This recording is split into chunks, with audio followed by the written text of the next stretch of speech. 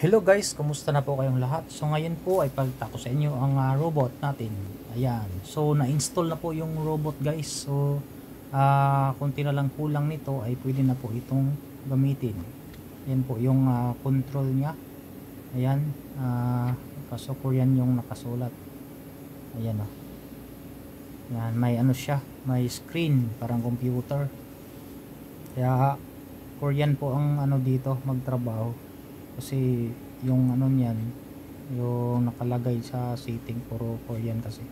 Kaya kailangan talaga marunong mag Korean pag nandito ka. Ayan o. Dalawa po yan, yung blue na yan.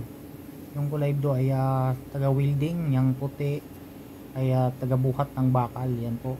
So bali dalawa po yung mag welding yan, yung robot na blue. Ayan o.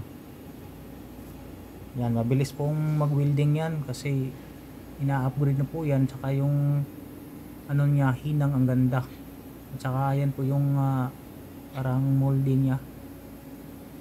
Yan, dyan po i-welding yung parts ng bus. Kaya yung robot yung ginagamit nila kasi maganda yung pagkahinang at saka mabilis din. Yun o, ang ganda ng robot. Set up na po, kunti na lang kulang yan, wirings na lang niya, mga connection.